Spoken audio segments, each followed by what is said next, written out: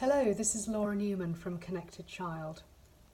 This is day 2 of Connection Smart Parenting with autism in mind.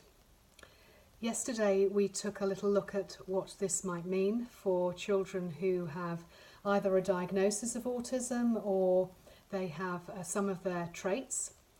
And today we're going to take a closer look at what that looks like.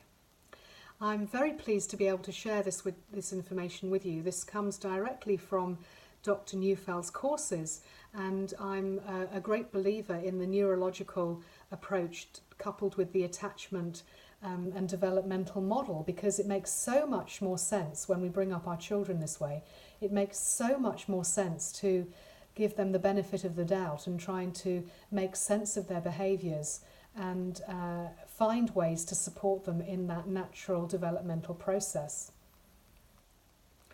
So yesterday we talked about this sensory gating system, or the sensory filter system, and just to remind you that we normally would rule out at least 97% of information that's coming our way, and that's coming through sensations of sight and touch and kinesthetic and olfactory.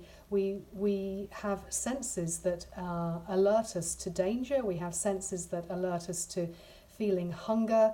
We have the senses which create feelings in our minds, and sensations in our bodies which we act on, and that's the purpose of emotion, is to act on it. And this is all very relevant when we talk about the sensory filter system. But let's look at the 3 main functions of that filter system and what happens when it's not working. And perhaps this will give you some better understanding and some insight into why children are behaving in the ways that they do, and also, and maybe more importantly, is to know how to support them best, so that we're working with their brains, not against them. We're working, with the cause, with the root of the problem, rather than trying to push a square peg into a round hole. And when what we really need to do is take maybe a different perspective and look at the jigsaw puzzle in its entirety. So one of the 3 functions of the sensory gating system is, of course, as you'd expect, to cut out noise. And I don't mean the noise literally, although it can be that, but it's also, in this case, looking at irrelevant information. The brain does very well in cutting out information that's not relevant to us, because if we were to pay attention to everything that was in our systems, we would go a bit crazy, because it wouldn't make sense, any of it. And the brain is always looking for ways to make sense of the world. And in this case, it starts with the senses. So if the sensory gating system is not functioning well, or is broken down in some way, and your child doesn't cut out irrelevant noise, then the child will be paying attention to all the irrelevant details in the environment, in every way that comes to them. And this is not the way it's supposed to work, and it means that it's much harder to make sense of their environment if they're paying attention to everything. And that's why they protect themselves against some of the information around them, because they just can't cope with it all.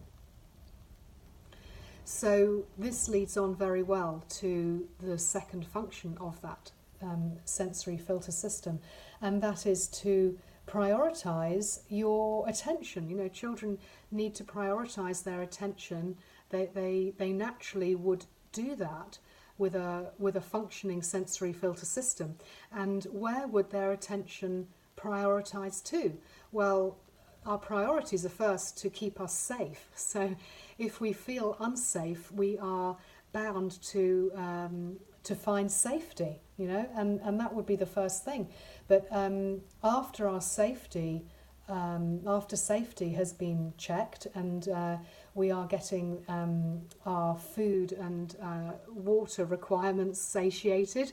The next thing is really our attachments. We are born to attach. It's the greatest force in the universe, is to connect with the parent. The child is there absolutely wired up to connect with a parent that's taking care of them.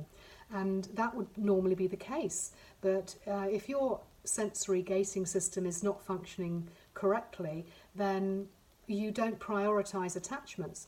You don't prioritise and look for attachment where there is safety, where there is a sense of comfort and ability to exist in somebody else's presence is absolutely fundamental for development, and to exist in a feeling of in that feeling of rest, where all children belong in a relationship with the one who's taking care of them, or the ones who are taking care of them.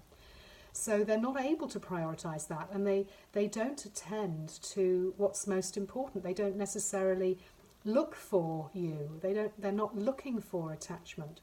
And that's not going to work for them in the long run, because they need that in order to learn language, in order to feel safe, in order to learn all the values that you have to share with them.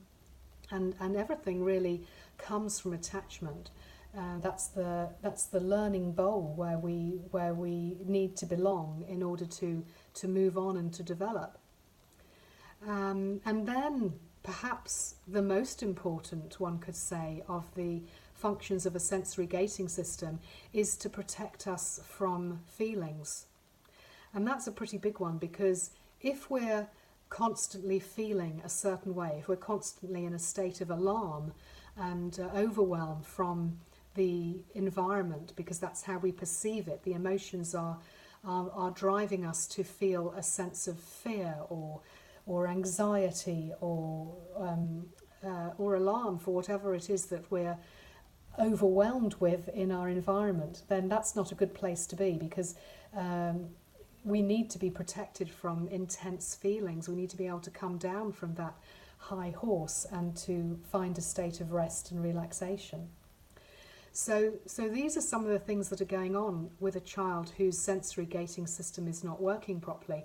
And all of that is, of course, on a continuum. It doesn't mean that this is not working at all, because there's something working, but neurologically speaking, there's an impairment there, and the brain, your child's brain, will naturally look for a way to work around that and find ways to compensate. And what I want to talk to you about in the next few talks is how you can take up a position with this knowledge and with this insight that Neufeld is so brilliantly sharing with his community, and why I'm so excited to try and share this with some of my community is to start to understand what's going on for your children, and from that perspective really be able to come alongside them and be able to support them in the most natural way, going alongside what they're actually trying to do. And so that's the focus of my talks. So if any of this sounds of interest to you, you'd like to talk to me more, I'd love to hear from you. And I'm also available for consultations, and I appreciate you listening. I look forward to sharing with you the next talk. Thank you.